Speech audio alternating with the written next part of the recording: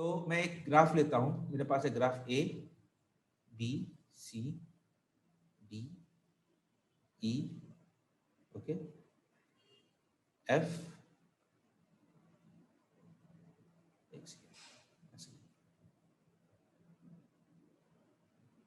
ए B C D E F G, इसका कुछ नहीं है। फिर आ गया मेरे पास एच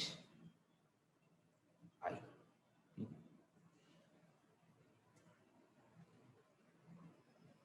ये मेरे पास एक ग्राफ है।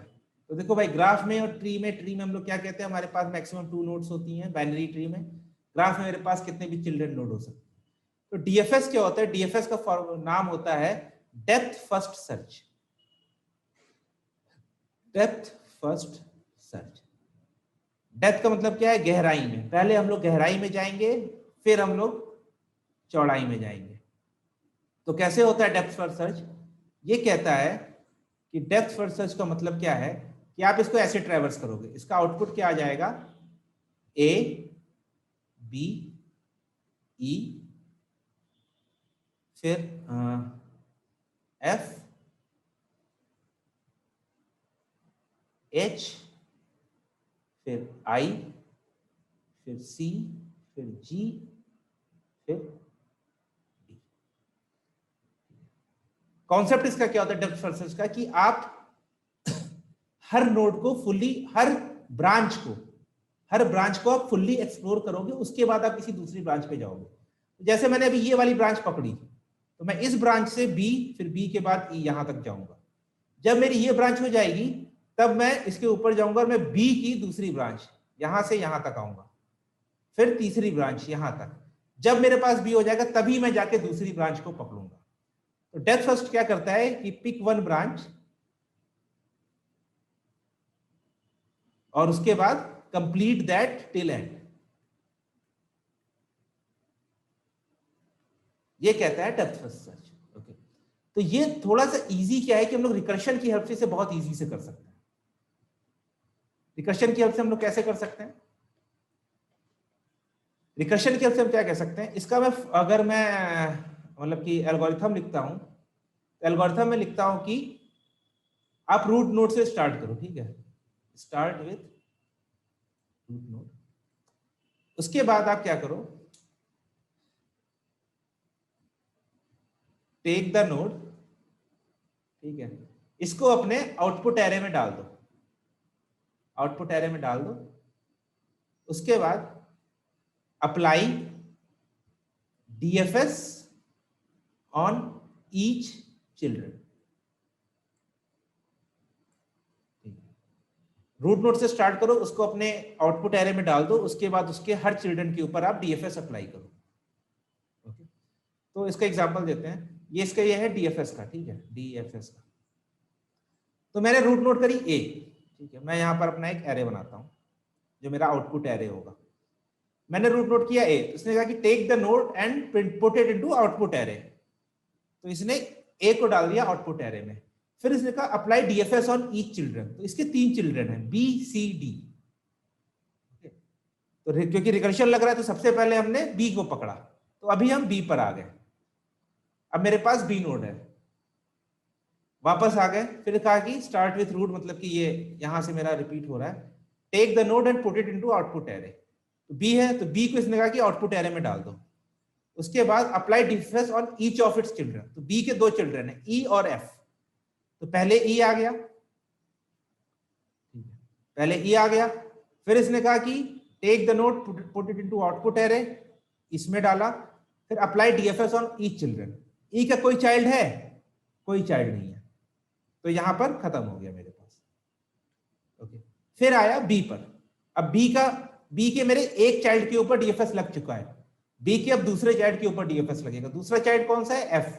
अभी हम एफ पर है, उसको अपने आउटपुट एरे में डालो और उसके हर चिल्ड्रन के ऊपर डीएफएस लगा दो। तो आउटपुट एरे के डाल दिया, फिर हर इसका चिल्ड्रन है एच, एच के ऊपर डीएफएस लगाया। तो एच को मैंने एरे में डाला, एच का कोई चिल्ड्रन है नहीं है, बाहर गया। एफ के दूसरे चिल्ड्रन आई पर लगाए, आई का कोई चिल्ड्रन है नहीं है। आई को इस पे डालने के बाद मैंने इसके ऊपर डिफेक्ट, कोई चिल्ड्रन नहीं है। अब एफ गया तो बी के अब दोनों चिल्ड्रन हो चुके हैं, बी के अब दोनों चिल्ड्रन हो चुके हैं, अब कोई काम नहीं करना है। अब ए का एक चिल्ड्रन कंप्लीट हो चुका है, एक पूरी ब्रांच हो चुकी है, दूसरी ब्रांच पे आओ। ए का दूसरा चिल्ड्रन, उसके ऊपर डीएफएस लगाओ।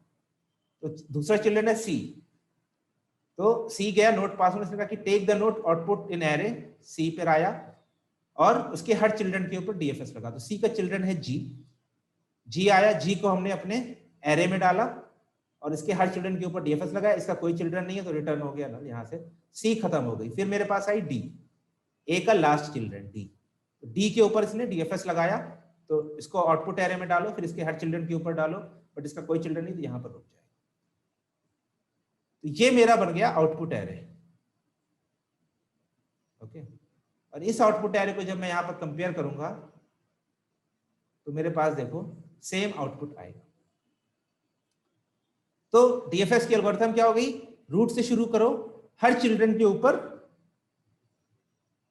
तो जिस भी नोड पर हो उस नोड के ऊपर मतलब कि उस नोड को अपने आउटपुट एरे में डालो और उस नोड के एवरी चिल्ड्रन के ऊपर आप डीएफएस रिकर्सिवली कॉल करो। तो इसको मैं थोड़ा सा छोटा कर देता हूं।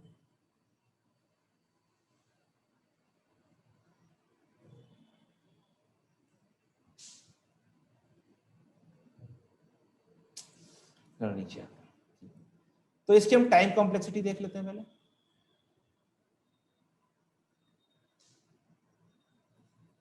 तो देखो हम लोग क्या कर रहे हैं, हर नोड को ट्रेवल कर रहे हैं। ओके, हर नोड को ट्रेवल कर रहे हैं, तो हमारे पास कि हर नोड को हम लोग ट्रेवल्स कर रहे हैं तो ओ ऑफ एन तो होगा ही होगा, बट एन यहां पर नहीं है।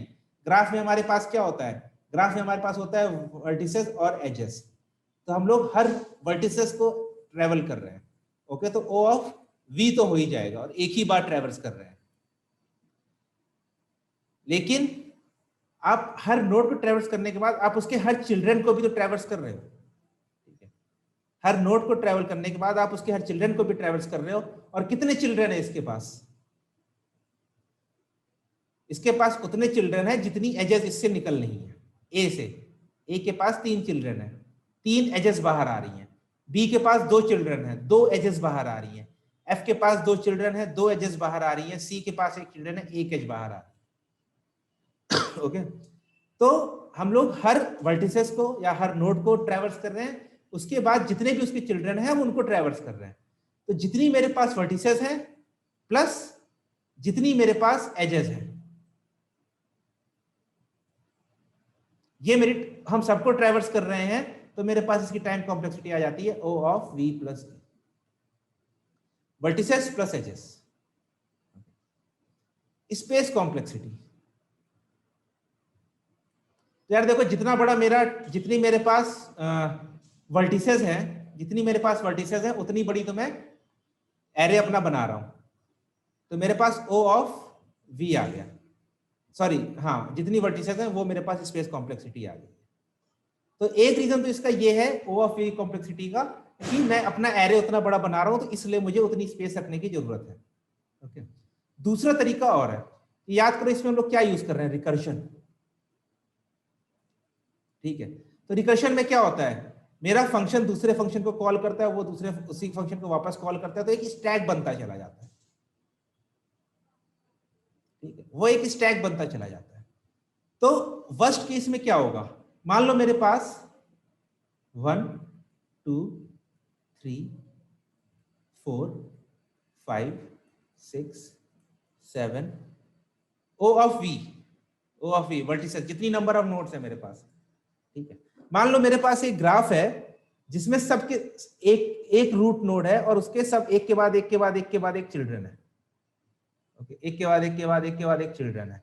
तो इसमें मैं डीएफएस कॉल करूंगा, ये अपने चिल्ड्रन पर डीएफएस कॉल करेगा, ये अपने चिल्ड्रन पर डीएफएस कॉल करेगा, ये अपने चिल्ड्रन पर डीएफएस कॉल करेगा, ये यहां करेगा, ये यहां करेगा, जब तक लास्ट नोड तक नहीं आ जाता, जब तक लास्ट नोड तक नहीं आ जाता। तो मेरे स्टैक में कितने डीएफएस हो जाएंगे,